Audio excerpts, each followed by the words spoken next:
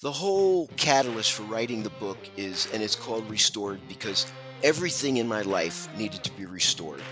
My relationship with my wife, my relationship with my children, my health, my soul, my self image. I mean, everything. I had to start from scratch and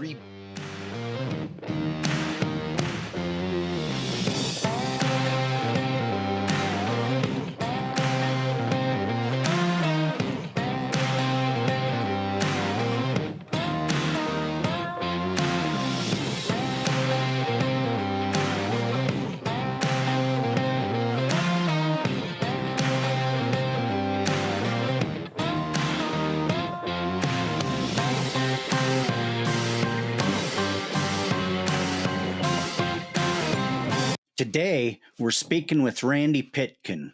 Randy is the author of Restored. Randy, could you please introduce yourself and let people know just a little bit more about you, please? Sure. I'm Randy Pitkin. I was born and raised in New Haven, Connecticut, in a very typical middle class conservative Jewish family in a very Jewish neighborhood. Um, I had excellent grandparents, very kind, very loving. We were very close. We saw them several times a week. But my home was very dysfunctional. There was a lot of trauma. My mother was very abusive, and we can get into all of that. I was molested by an older neighborhood, a male neighborhood boy, when I was 12 years old, which really affected the rest of my life. And the other event that affected me as well was a few months after that happened. My mother left my father for an Italian man 20 years younger than she was, and in the early 70s, for an unmarried woman to live with a man was quite the scandal. And especially in a Jewish neighborhood, you can imagine what a scandal that was. So I grew up with a lot of shame because of those events. And as I got older, my shame turned into rage and anger, and I became a very, very angry person. Um, I wrote a book called Restored, which chronicles my life, my upbringing, all the events that happened, and it also discusses how I finally found wholeness and peace, and offering some advice and some insights and hope to others who are dealing with either trauma, or they've been molested, or they've been abandoned, whatever the case may be. Um, you know, at the beginning of my book, I include a quote that says, "People raised on love see things differently than those raised on survival." And I did not know how true that was until I was a much older person. I didn't realize that until I read that quote about a year ago. And it hit me like a ton of bricks. I mean, it really resonated with me because I was not so much raised on love, more raised on survival from a young age. And your mother is the person who's supposed to love you, care for you, protect you, nurture you, all of that. Um, my mother was the total opposite, very abusive woman. And most people, they could think of bonding moments with their parents. Your mother, you think of, I don't know, birthdays, first day of school, graduations, whatever it is. For me, bonding moments were being exposed to explicit pornography by my mother when I was about 9, 10 years old. My mother worked in a bar that had strippers, and I was brought up there on weekends. And so here I am, 10, 11 years old, looking at strippers. Um, my mother would have me break windows of business associates or somebody who she had a beef with. I was a little older then, 17, 18, older teenager then. Um, my mother had faked robberies of her home and businesses. And one year she came to visit me in New Jersey, Atlantic City, which is where I lived. I moved away from Connecticut, where I'm from, at 20, and she came down for a visit once, and she dragged me to the police station with her to say we had been robbed. So it was another fake robbery. So, you know, when you think of bonding moments, these are my bonding moments, memories of my mother. And you know, I'm so envious and jealous of friends that have such great parents. My father was a great guy. He was very kind to me and took care of me, and no complaints there. Um, but yeah, living with my mother was very, very traumatic and stressful. And because of these events and the way I was raised and the things that happened to me at a very early age, I became very promiscuous at a young age, like 14, 15. I became very, very promiscuous. And this, of course, just escalated into my later teen years and adult years. And just anecdotally, Simply Red is one of my favorite groups. I love Mick Hucknall, the singer. And so while learning about Mick, he was raised in a home where his mother had abandoned the family when he was a child. And he was a very, very promiscuous man as well. And one of the things that he shared that resonated with me was he said that um, he felt as if he was looking for a woman's approval, love that he never got from his mother, things like that. So, you know, when I heard that, it really made me stop and think that I think I might have been on that same path. So, the big takeaways from the book, the reason I wrote the book is because I really want to encourage people who've been abused, molested, abandoned, traumatized in one way or another to seek help. I never sought help. Um, I did a podcast a little while back, and one of the closing questions was, "What would you have told your younger self?" And I said, "That's really a great question." And I thought about it, and then unequivocally, my answer was, "Get help." I wish I had sought some help when I was younger, but that was just not on my radar. The idea that I mean, I wouldn't even tell anybody what happened, let alone get help. But I would really encourage people. I don't care how old or young you are, get help. And that does not necessarily need to be a professional therapist or counselor. It could be. It could just be sharing with a trusted friend and confiding in them with what happened to you. That was enough for me to work through my issues. And but there's no one size fits all. So I just encourage people, you know, find what works for you, but stop ignoring your past. Stop ignoring your trauma, because it's like a cancer that's going to eat away at you. It's going to affect your overall health and well-being, and unaddressed, eventually it'll just kill you as a person. And that's what happened to me. The other thing I would share as a big overview here is that raised Jewish and always believed in God. When I was in my 20s, my wife was a Christian, and I got exposed to evangelical Christianity. And but I found a very narrow-minded fundamentalist view of that, which also damaged me because it taught me an incorrect view of God. I was taught that God only loves certain individuals, not all, and that some people are chosen by God beforehand to be His and to go to heaven, and others are not chosen. They're just passed over, and they're horrible people, and they're just going to end up in hell. It was much, much later, actually 30 years later, that I finally was introduced to Eastern Orthodox Christianity, which, come to find out, has a lot in common with Judaism, such as the fact that God loves all without condition or exception, that people are not born bad, people are born good, like the Earth, Wind, and Fire song, you know, child is born with a heart of gold, way of the world makes his heart so cold. Um, but I come to see that people are not born bad. You can become bad through your choices, but usually it's because of your environment and what you're exposed to and those very strong influences on your behavior. The Orthodox call that ancestral sin, as opposed to Western theology, be it Protestant or Catholic. They call it original sin, meaning you are born a sinner and you are born with that guilt.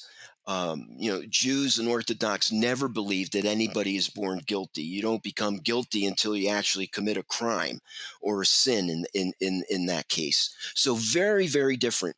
And coming to understand these things gave me actually a greater appreciation for Judaism and the influence of Judaism on my life and now my theology, and how Orthodox Christianity is just so different, just such a different view. It changed my view of God. I started to realize that God loved even me. I got to the point first where God loves everybody but me. And then eventually I got to the point where, okay, God loves me too. And it changed my view of myself, my view of God, but it also started to change my view of other people. I was becoming less critical and judgmental of other people. I was very harsh because, you live what you learn. And I was raised very harshly. My mother always spoke very harshly. Um, the Christianity that I was first exposed to was very harsh. And I just adopted all those characteristics. But I began to, as my view of God evolved, I started changing as well and became a much more open, tolerant, accepting individual. Um, even when it came to people of other religions, I was taught, if you're not a Christian, that's it, you're no good. That's all gone now. I mean, my views of that have just completely changed, and we could drill down into that if you like as well. Um, so that's kind of how I started out. What put me on the wrong path. Um, I think I finally found some wholeness and peace. It was last year. A big beef with my sister, who I never got along with my whole life, my sister and my mother. She intended to hurt me, and she hurt me in a good way because she opened up a wound that I did not want to deal with and ignored for many, many, many years. And I finally said last summer, that's it. You people are not going to hurt me anymore. My sister, my mother, I'm done. I'm done being hurt. And I began to acknowledge everything that had happened to me. My wife had reminded me of things that I had totally forgotten or suppressed or both. But I dealt with everything and was able to find wholeness and peace. And so, my message to people now through my book and through speaking engagements is whoever you are, whether you've been abused, molested, abandoned, and even people have suffered abuse at the hands of churches, pastors, priests, whatever it is, you know, to help them to work through their trauma, to begin to embrace a different view of God, and to also realize that God has given everybody free will. God did not do this to me. Somebody did this to me of their own free will, but God is there offering hope and grace and comfort and peace. And I believe that's available to people outside of Christianity. I know that's heresy to some people, but that's what I believe now. So, that overall, that's generally speaking, that's basically, you know, the long and the short of it. There are a lot of details in between, but yeah. So that's kind of where I'm at now. Well, Randy, that's a good, well rounded explanation of who and what you are, what you've dealt with in life. I ran across in your bio a quote: from brokenness and trauma to wholeness and peace. That is a journey. And when we come from broken backgrounds, it is one of those things that can devastate us. And it was, I was 50 until I started really getting it, understanding why I was broken. And that's from those deep dives into the darkness that I came from. I can see a lot of parallels between our lives. My family was not always a good family. I love my family, they're my family. However, we went through some dark times. We did some things that most people would just be shocked, beyond shocked about.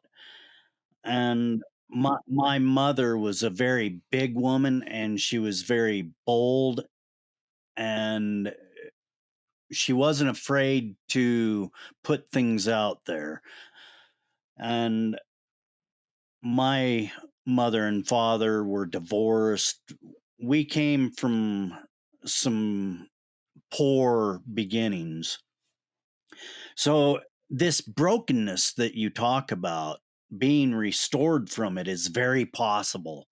And I really want to highlight that is the takeaway from today. No matter who you are, what background you come from, we're all kind of broken in the beginning, and we're thrust into this world of harshness. And I can tell you, there's not one baby that I've ever witnessed being evil.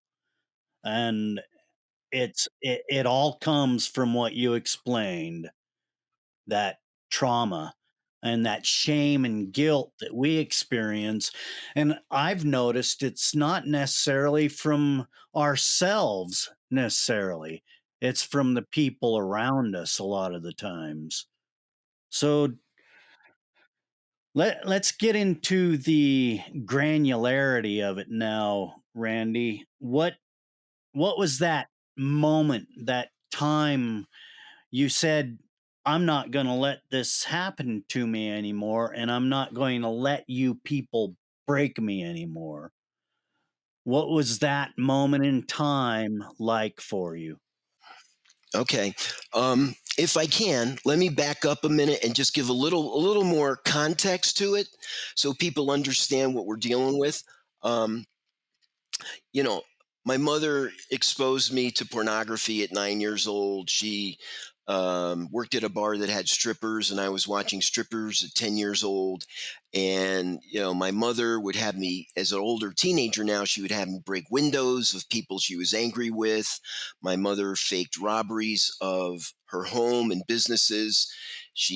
I left Connecticut and moved to Atlantic City. She came there and staged a robbery while she was in Atlantic City, had me go to the police station with her and say that we had just been robbed at gunpoint. So, when people think of bonding moments with their mother as, birthdays or Christmas or whatever, these were my bonding moments with my mother. These are my memories and experiences. So my mother was a very harsh, cruel person. She was could be very, very unkind. I was abused, I was beaten, I was screamed at, all this kind of thing. When my mother left me and my father, I was 12 years old.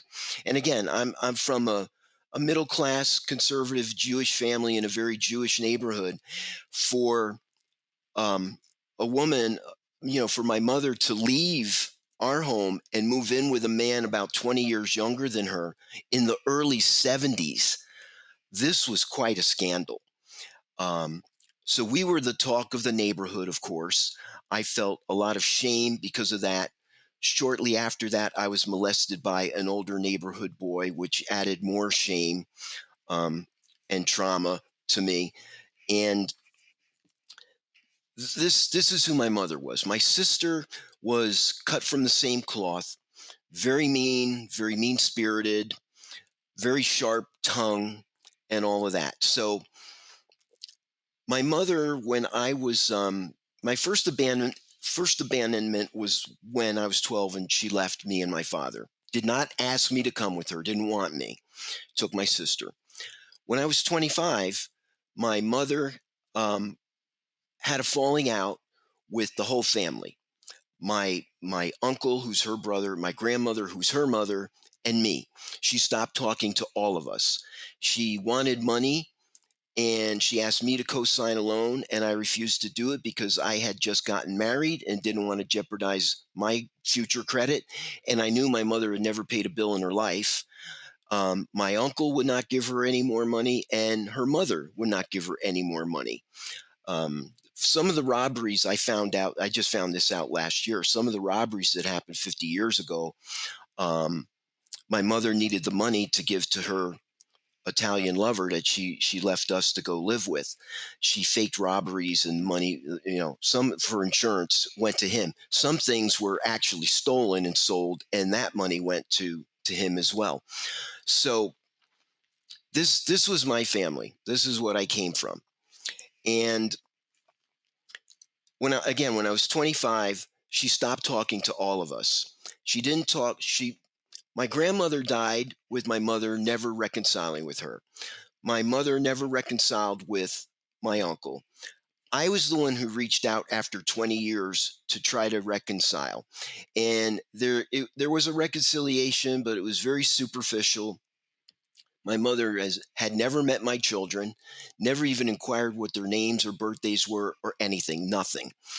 Um, I never asked for an apology or an explanation for things that she had done to me. When I was a kid, I just let it go. I let her off the hook. Well, last year, this brings us up to last year and what the catalyst was. Last year, my sister, I'm in the hospital. I had very serious health problems that started in 2018. Um, I had emergency surgery. I had my abdomen, my stomach basically ruptured. I had to have my stomach removed. There were all kinds of complications. I was in the hospital for 6 weeks and almost died several times. And since then, I've had complications. I've been hospitalized 20 times in the last, since 2018. Well, last summer, I'm in the hospital again. This is in July, and my sister sends me a scathing message that you'd never come up to Connecticut to see your mother. You don't care about anybody but yourself. You're selfish. You're this. You're that. All that kind of stuff. So it was really kind of hurtful to hear all these things, but not surprising because she was always harsh towards me. She's older than me. She's 3 years older than me. Um, I was very upset by the whole thing. I started crying. I'm in the hospital. My daughter's with me, consoling me. And when I got home from the hospital, my wife started reminding me of things that I had actually forgotten, that they wanted nothing to do with me. I was the one that reached out to them after 20 years. I started piecing things back together that were just all disconnected from my childhood and my life. And what happened was I just had this resolve within me now. It's like, you know what? I am not going to let these people harm me again. Oh, here's another little story. I left Connecticut and moved to New Jersey. I would go up to Connecticut very often to visit my grandmother because my grandmother was alone. One one day my grandmother comes home from going to the market buying some groceries. A man approaches her in her driveway, beats the hell out of her. She had a very large diamond ring on her finger from her husband, my grandfather. The man broke her finger, getting the ring off her finger, punched her. She was black and blue. She looked like she had been in a boxing match. And he told her, if you look at me good enough to see who I am, I will kill you. Now, two things about this. One, there's no doubt in my mind or my uncle's mind that my mother was behind this because my mother was always in need of money. My mother was always committing or faking robberies or something of that nature. No doubt in my mind. my mother had this done. And there's no doubt in my mind as to who did it, because I knew the people that she associated with. Um, at this point, she had another lover, another Italian man, and he had a hoodlum nephew that I knew. I was introduced to, and I knew him, and there's no question in my mind he was the one who did it. So this is my family. This is my mother. This is my sister. Um, I'm as different from my sister, and my uncle is as different from my mother as Cain was from Abel. Just total opposites. When this happened again, the resolve kicked in. That's it. I'm done. You're never going to hurt me again. I dealt with everything that I had been through in the past that I ignored, suppressed. I forgot about the thing with my grandmother. I forgot that I was the one who tried to reconcile. I forgot all this stuff. And my wife had reminded me, and my uncle had reminded me. And working through all of it, I was finally able to have peace about it, because part of my message in the book and my message to people is, you are not the monster here, you are a victim. And I finally came to recognize that and deal with that and move past it. But the things that my family, specifically my mother, had done throughout her life towards me, towards my father, towards her mother, towards other people are just, they're atrocious. I mean, just atrocious. Now, the last anecdote I'll share with you about it, and then, I'll let you drive this ship. Um, I started writing the book in July. The book was published last September. My father died when I was 18. Um, I get a message from a friend of mine on Facebook, who was a friend I've known for over 50 years. She offers me condolences about my mother. Now, to not make her feel uncomfortable or like she said something that she shouldn't have said, I just said, "Thank you. I appreciate that." And I was like, "What the hell is this? My mother died?" So I try to find obituary, Googling this, that, and the other thing. I can't find anything. So after about 5 days, I call the county coroner, confirm some information with her, and come to find out my mother died last October. My sister told no one. Okay, she hates me, right? So she didn't tell me. She has no beef with my aunt and uncle. She didn't tell them. She told no one. So again, just to reiterate, this is my family. This is what I come from. Um, I'm not the only person that has had a horrible family, Um, but again, eh, the whole catalyst for writing the book is, and it's called Restored, because everything in my life needed to be restored. My relationship with my wife, my relationship with my children, my health, my soul, my self-image. I mean, everything. I had to start from scratch and rebuild, realizing that it's not me. I was the victim here, and it's important that people know, who've had really crappy upbringings or families or things like that. Um, you can either follow their example and become like them, or not. I chose to not become like them, but I was carrying around damage and trauma that was unhealed for many, many years.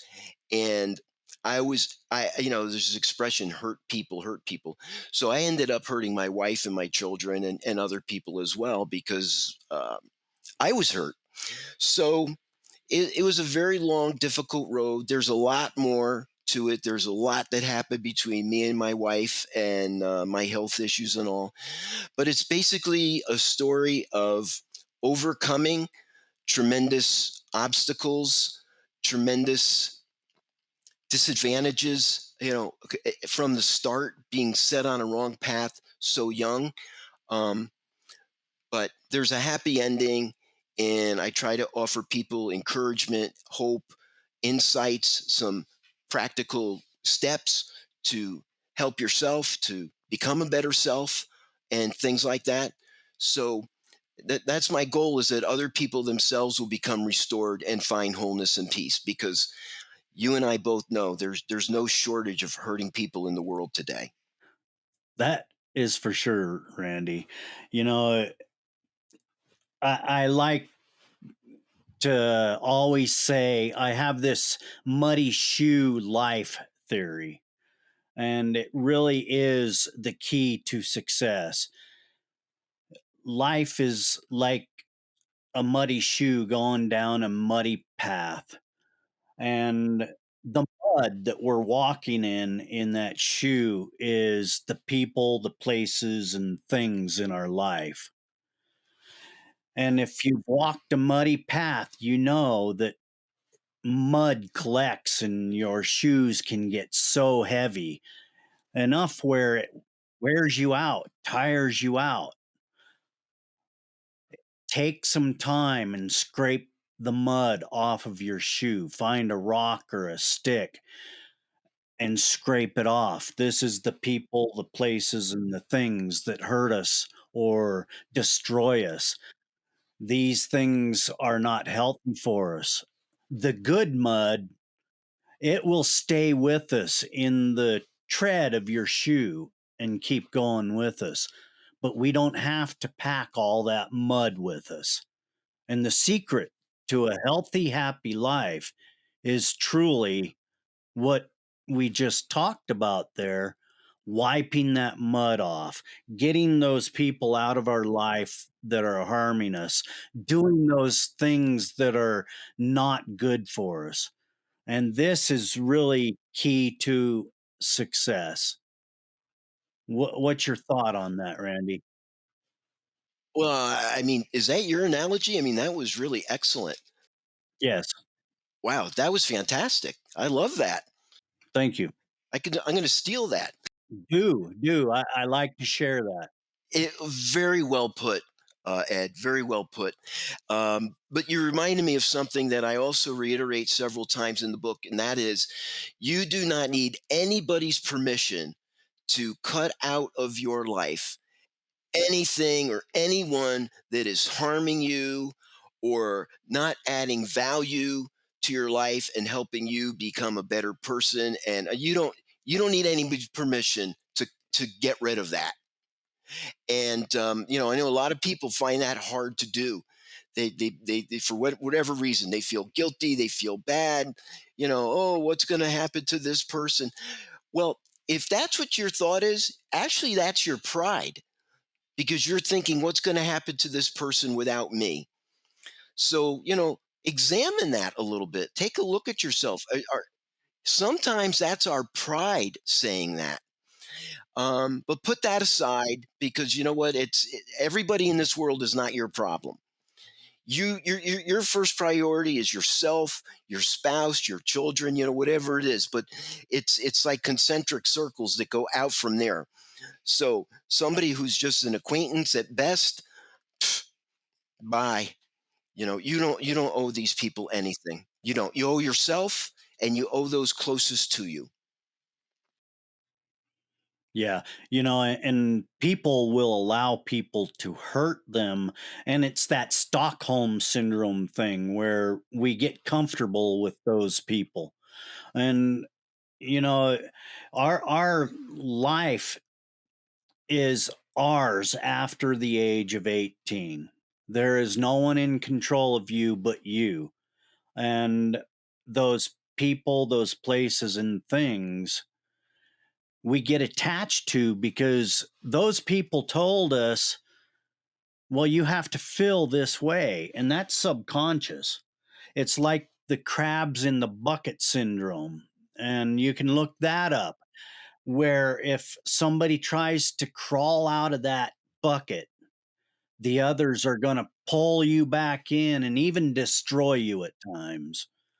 So it's very interesting if we take the time to educate ourselves about what happened in our life, because you even stated it. Your wife had to remind you of some things. Your uncle had to remind you of things. That's because we shut that valve off and we don't want to remember it. But remembering those, yes, remembering those dark things is actually the key to success.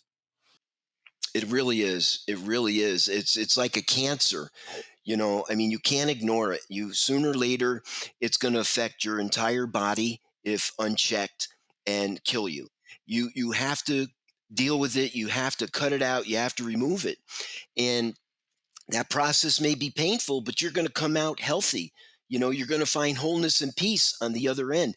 And if I could say one thing, because you mentioned Stockholm syndrome, and you reminded me of something really important that I would like to share with people who have been abused, molested, suffered trauma, or whatever it is.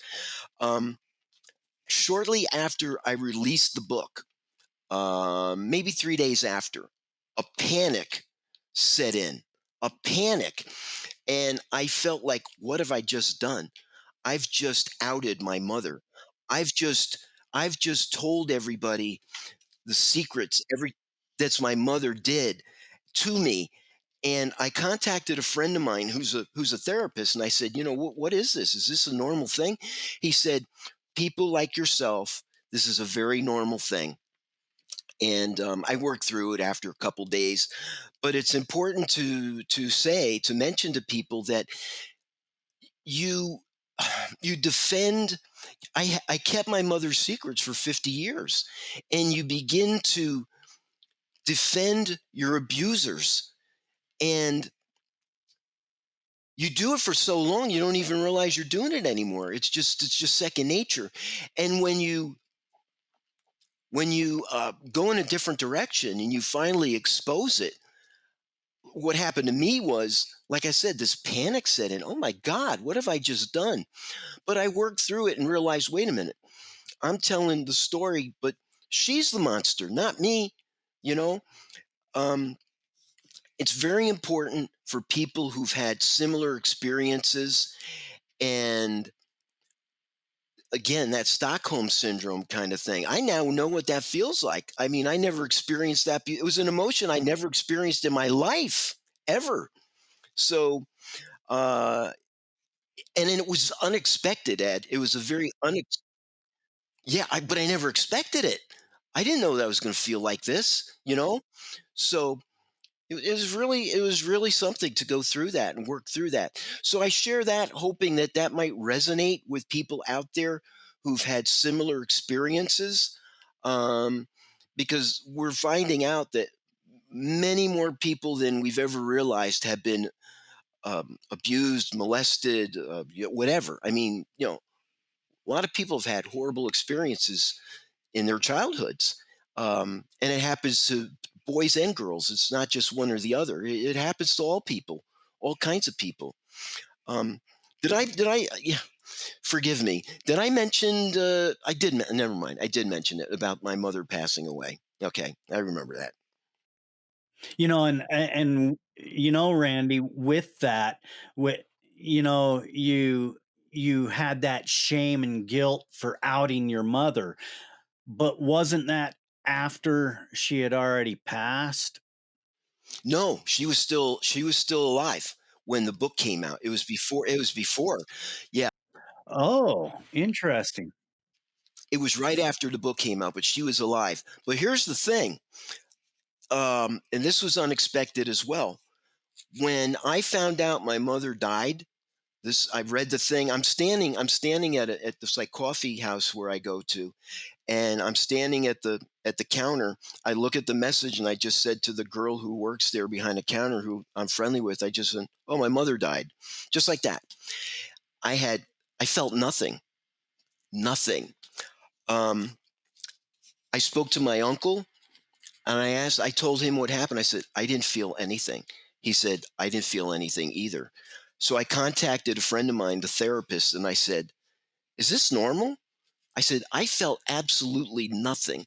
He said two things. He said, one, your mother had broken the bonds of familial love with you so long ago, so many times, and had pushed you away and wanted nothing to do with you for so long that there was just nothing left. You know, I did not know how I would respond hearing that my mother had died. It was not the reaction that I thought I would have. And then when I did have that reaction, Ed, I was like, something wrong with me? Am I a psychopath here? I mean, what is this? So again, I had to speak to somebody and say, well, is this normal? And he explained to me, for some people, and with my circumstances, this is perfectly normal. And the same thing with my uncle. My mother had pushed him away. She hadn't spoken to him for close to 40 years, wanted nothing to do with him. There was nothing left. There was just nothing left. So it was again an unexpected emotion or lack of emotion. And I share that because for anybody else out there that may have experienced that. I'm thinking of going through my book and maybe doing a second edition and including these things that happened after the book had come out, because I want these things to resonate with people who've had similar experiences. I want them to know that these are normal feelings or emotions or lack of feelings, if that be the case. Depending upon what happened to you, this may be perfectly normal, and you need to know that.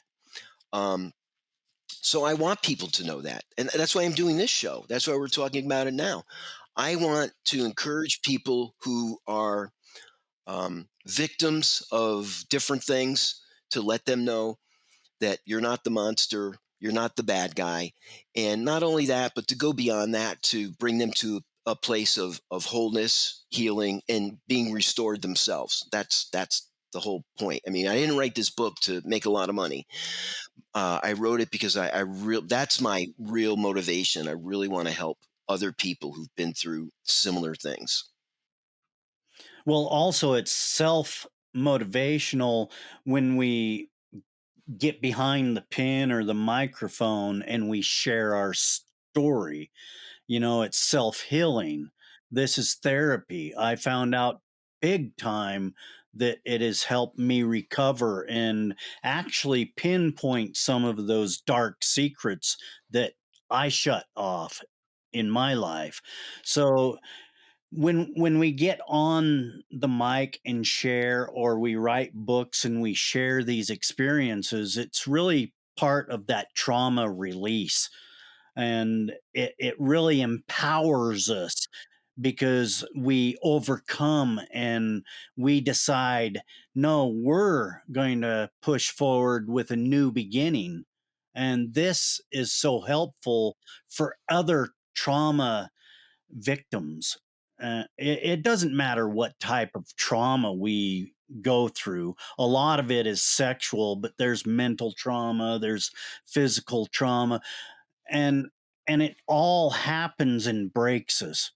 What we're doing, Randy, is helping heal people. And that's why I started the Dead America podcast. I was broken, and I am well on my way to recovery and restoration, but it's a never ending process. So, that second book, the third book, it's part of our healing. And it not only is healing, it's bridge building for those people suffering trauma now that they're trying to get over that chasm.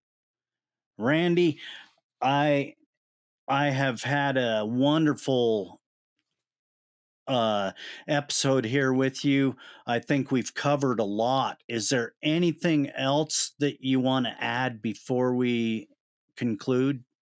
I would just say, I did a podcast last week, and the interviewer asked me a question I really wasn't prepared for. She said, "What would you tell your younger self? And I said, what a great question. And I pondered it for a second. And then unequivocally, my answer was get help. Um, I never told anybody what happened to me. And because of that, a lot of it had to do with the era that I grew up in. I grew up in the 60s. My dad was a Marine. And, you didn't talk about emotional stuff. That's just the way it was back then. And for me, but we live in a different world now. People are more in touch with their feelings and emotions and all of that.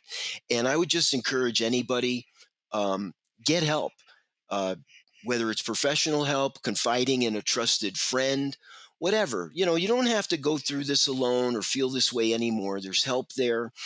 Um, and if I can be restored, I suffered, sexual trauma, emotional trauma, physical trauma. I mean, you name it, and at the hands of somebody who's supposed to protect you, love you, and nurture you. I worked through it. I found healing. I found wholeness and peace, and there's hope out there for everyone, really.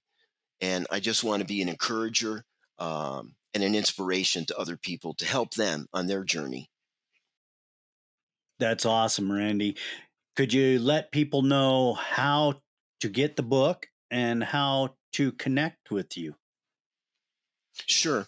They can easily get the book on Amazon. It's available all over the place, but that's the easiest place to get it, on Amazon. Just look up my name, Randy Pitkin, and it's restored from brokenness and trauma to wholeness and peace.